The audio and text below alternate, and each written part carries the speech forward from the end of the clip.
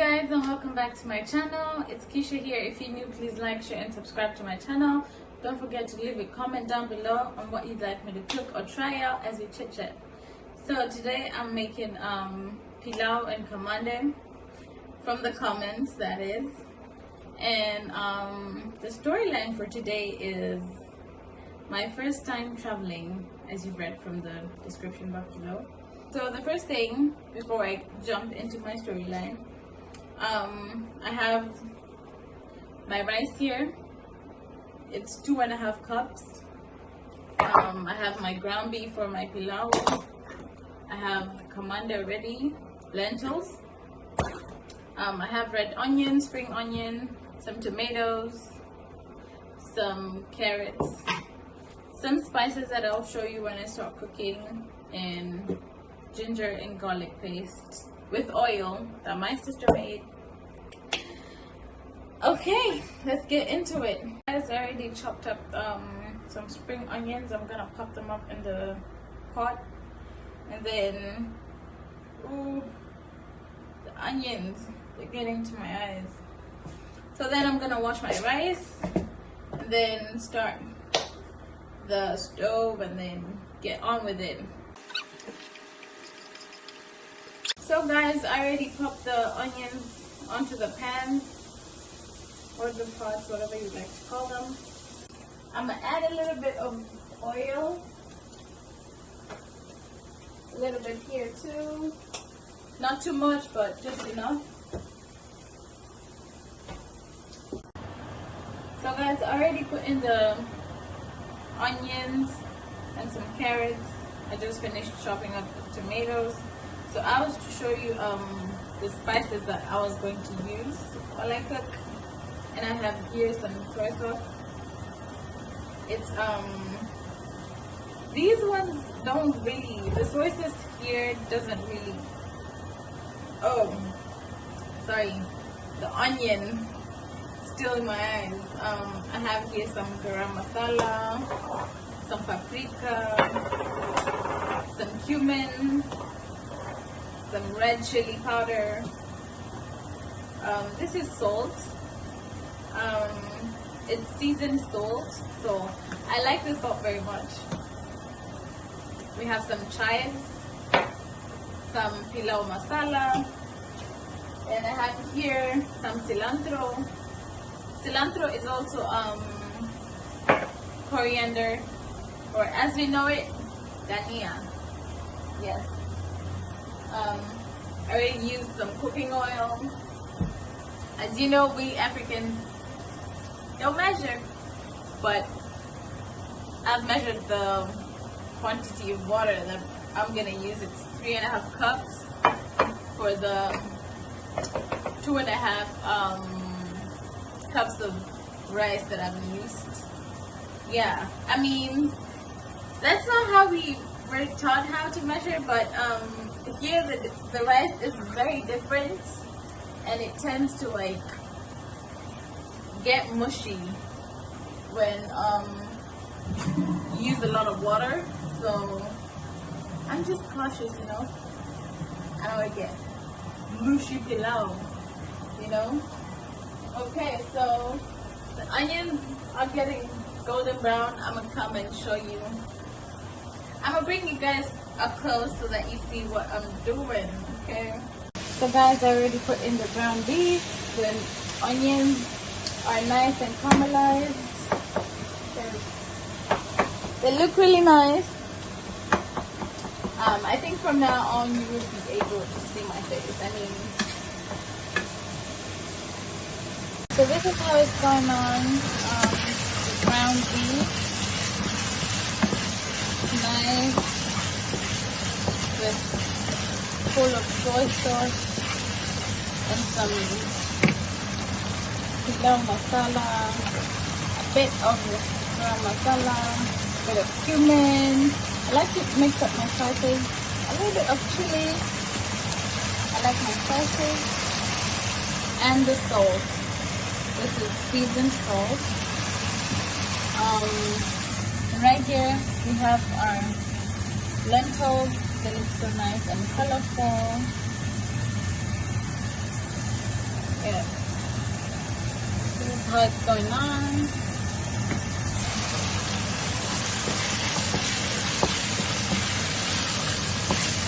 Okay, I'm gonna show you the end result. So I'm adding in the rice now.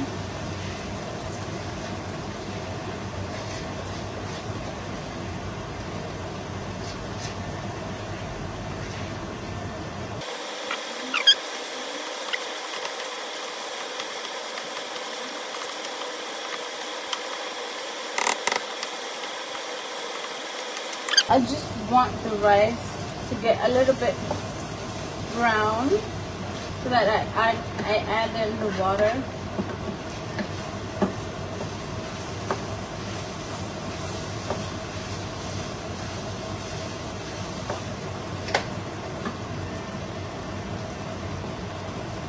Our lentils at this point, they're done.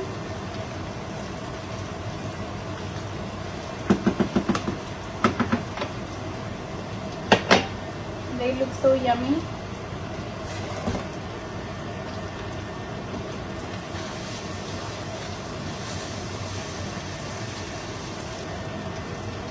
Okay, so I'm coming in with my water. The 3.5 cups of water that I put in.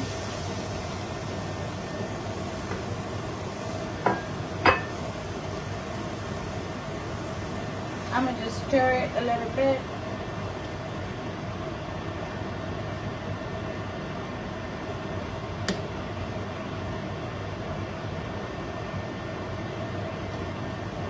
I know it doesn't have that dark brown color of pilau that we're used to. That's why I said the soy sauce here is very different from home. But it's still okay, it still works. Yeah, so let's wait for it to stop boiling and then we reduce our heat to low and then cover our pot. So this is how it looks. I know it looks delicious. I don't know if you can see. Yeah, I know the stove is messy, but there, and our lentils are done. So it's just the rice. So now that everything is, now that the pilau is cooking, I'm gonna put the spices away and start cleaning up. I really don't like cooking and having things all over. It's just a lot to have going on, but I like things in order. So, well, there are people who like cleaning up after they're done, but everybody's different. I like doing it before I'm done, so that when I'm done, I mean everything, you have very few things to, you know, get over and done with. So the rice is finally done. This is how it looks. It's not that brown, but it's okay. It looks good. It looks delicious. I tasted it and it's amazing. It's really nice. See, it's not, it's very, yeah, it's not mushy. I want to serve it up. I want to transfer it to another bowl. As you can see, it's really hot. I don't want to burn myself.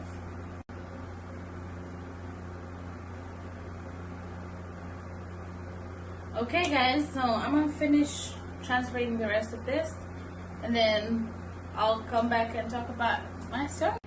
So guys, I'm back and I plated my food. I'm ready to eat. The pilau and lentils that I made, and it looks really yummy. Let me give it a go.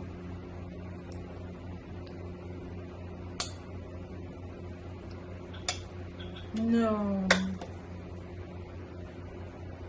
it's good. And the fact that I didn't let the carrots overcook is just nice. Oh, and the chili is hitting the right spot. Ah, that's it. That's all. Time for the pilau. It's good.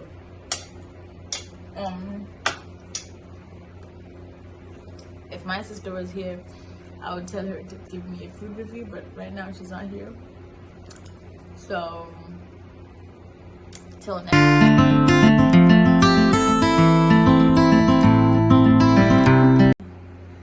My first time traveling internationally alone. Yeah, so we got to the airport at around 2 a.m. yeah, if I recall correctly. And it was really hard saying goodbye, especially, I mean, to everyone, to my mom, to my sister, to my brother, to my nieces and my uncle who took me to the airport. I mean, it was hard. I remember hugging my mom, and my tears were literally right here until they just started falling down. I'm like, oh mommy, I'm gonna miss you. Oh Lord. She's my baby. Yeah, my mom is my, anyways, so I got checked in, everything. So one of my luggages was heavier than the expected amount, and I didn't know what to do. And the guy who was checking me in, he was like, okay, let's do this. Just take out a jacket or something. I was really confused and frustrated. I was like, they're gonna need me to pay for the luggage because it's extra heavy. And I'm like, my mom is gone. No one is right here. And but the guy was like, he was really kind. He was like, okay, so I'ma just ignore it, you know? And I was like, thank you. The Lord has sent you to me today. Anyways, so I remember removing my shoes, every check-in, just going in. And then I went to the waiting room now, but it was full. Oh Lord, it was full. It was full to the maximum. People were just standing everywhere. And I remember seeing it got to 3:30 and our plane still is not here. I mean, it delayed really bad. So when it got here, everyone was just running. Everything was just being hurried up. So we were taken by the bus to the plane. We boarded, and then yeah, I was relieved that I was settled. I called my mom. I told her, Mommy, I'm in the plane. I already miss you guys. But my mom was really positive. She's like, you're going to adventure new places. What do you mean you're gonna miss us? You're gonna miss us, but go adventure, you know? I really love my mom. So I remember just chilling in the plane, and I had a phone that I'd bought from China. I imported it actually, and my mom was really mad because I didn't tell her when I was ordering it, and I used her card. And when she got to know about it, she was like, okay, let's wait for this phone, you know, let's see how it looks like. So I bought it thinking like it's gonna be like an iPhone because it looked like an iPhone. Shocker at me. Oh Lord. Oh, it was a really bad phone, like a really bad phone. And so I was trying to take pictures with it in the plane, but it had a really bad camera, really bad. So I took a few pictures, and then the flight was 8 hours long till the next stop was in Qatar. Yeah, it was in Qatar. So we got to Qatar. It's really hot. I'm wearing a really heavy jacket and some sneakers and a t-shirt and another vest inside. Oh, because at JKIA it's cold. For all of you, I know that the airport is really cold, like really, really cold. So I was so full, like I was clothed up. So we get to Qatar and we're being told, I'm just trying to get around, like I'm just following people, like I don't know where to go, so I'm just following people. And then I went to a security guard and I asked him, so I'm boarding the next flight to Seattle, Washington. Where do I go? Like, where's the next gate? He's like, oh, go check on the screen right there. But I think that plane is waiting for you guys because you're late. So I'm like, what? Oh, I'm seeing people running. Oh, I'm running. My feet are burning because it's cold. Because it's hot. Sorry, it's hot. And I'm like, what? Oh, it was something. But I mean, it was fun. Come to think of it, it was okay for a first timer. It was okay, and plus,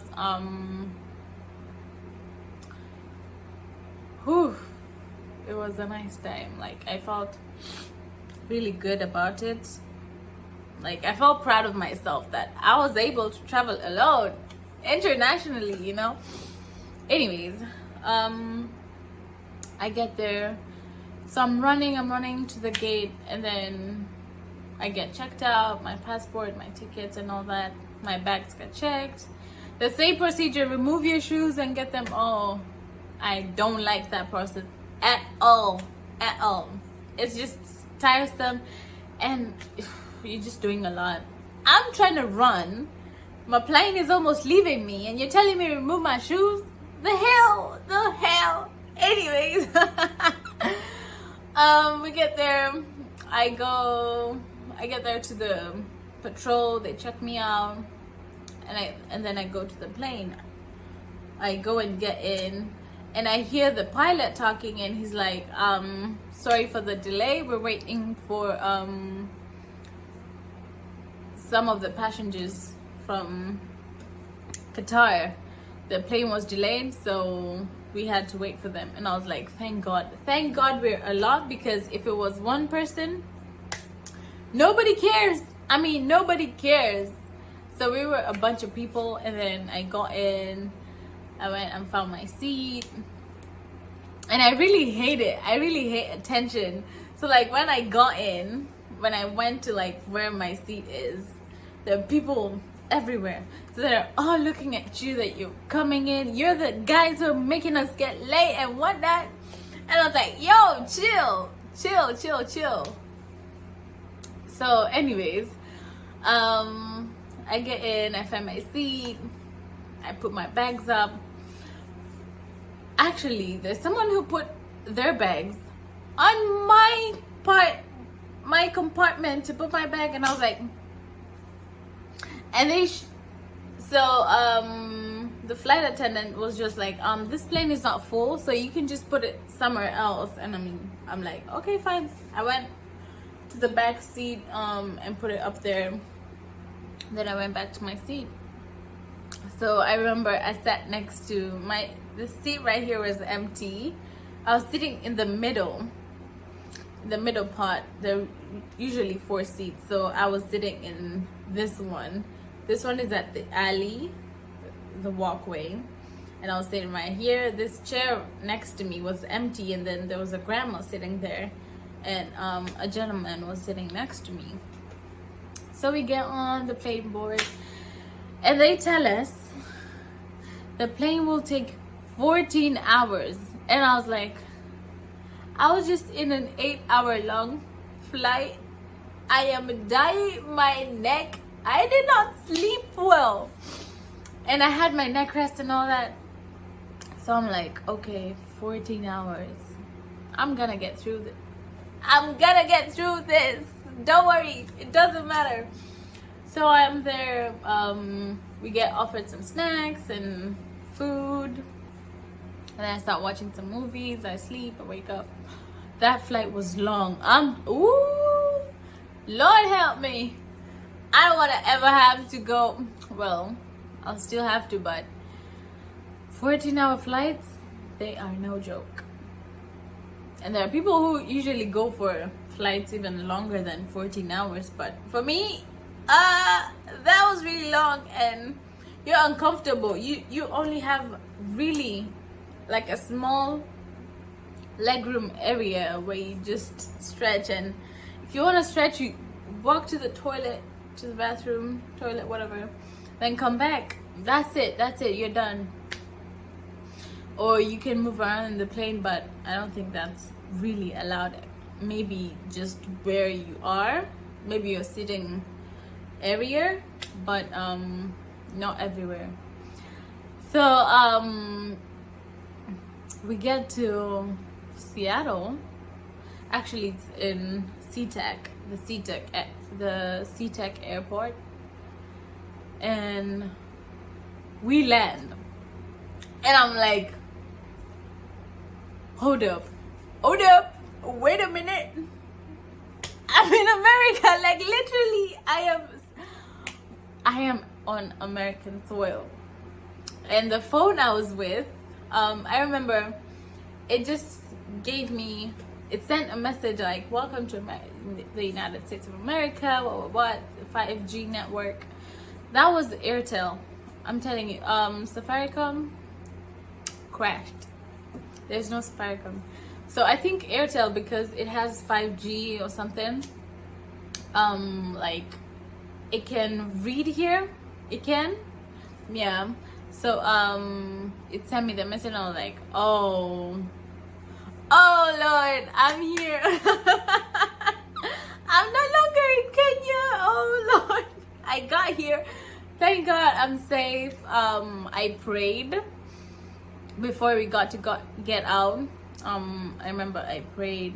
I remember I came during summertime, so it was hot. I'm telling you, it was hot. My feet were burning up. I was wearing sweatpants. I'm sweating. I have a t-shirt. I have another vest inside. I have this heavy jacket that I'm carrying. Ooh, excuse me. So it was a wild experience. So now the part where I was having my heart started racing was getting to the border patrol. And it's not that frightening, but it's just that sometimes you might, sometimes you might get on the wrong side, and then you get a whole thing, blah blah blah. So I get to the border patrol. They ask me questions. What are you doing here? Just visiting. Yeah, right?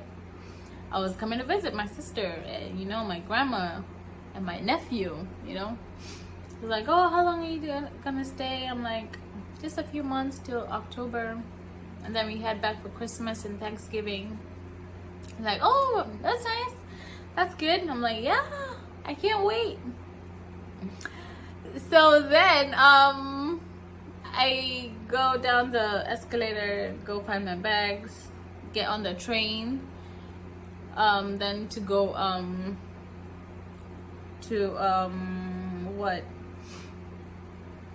I go find my sister. So that airport is huge. But yo, when I tell you I got lost, I was roaming around in that airport, like I looked so confused. I looked so confused, and like I went and asked another security guard, where is gate C or whatever, wherever I was coming out from. And they're like, oh, just go that way, just follow the baggage claim, whatever signs and whatever. He's like, oh, okay, fine. So I go and I'm like, oh, I can't find it. I'm still roaming. I'm excited.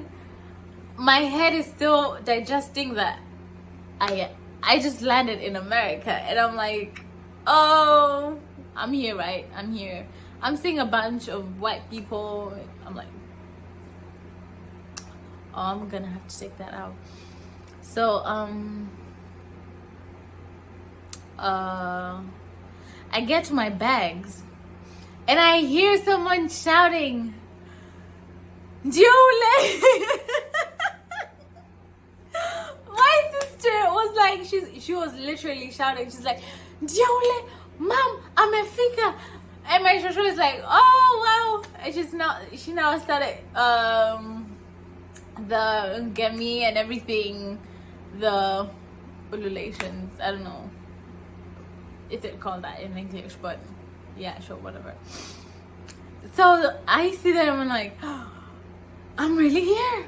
My sister, who I have not seen her for years, this is literally her.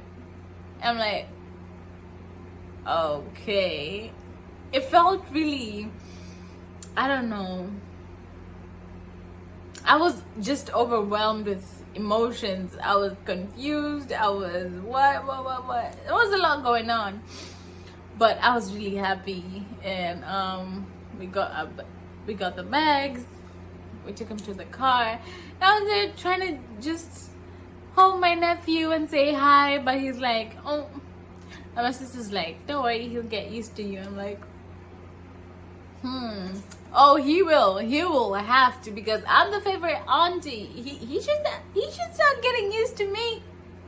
I'm the favorite auntie. I'm always the favorite auntie. Okay, so we get to the car. She takes us out for lunch, and then I get home. I come here and I'm like, oh wait, I am here. This is the house that we used to, like, when we video call, this is where, like, this is what we used to see. I'm like, I'm really here. And it was a really nice feeling. So after that, my grandma was to stay like a week, and then she goes back to Kenya. And then now I was to be left with my nephew, and we bond. Oh, I miss Jace. His name is Jace. He's really cute. He's the cutest boy. I love him so much. So we really bonded. He used to be mischievous, and you know, the auntie here is also mischievous, but my mother can attest to this. He's naughtier than I am. So anyways, that was my whole journey coming to the United States, and it was really fun and confusing and everything. So it was good. It was good. It was a nice experience. So guys, that's it for today, and we'll talk more next week as we cook together or we try out new cuisines, as I give you more chit chats or more stories, or you can comment down below on what you want me to talk about. You know the drill. All right, peace out guys.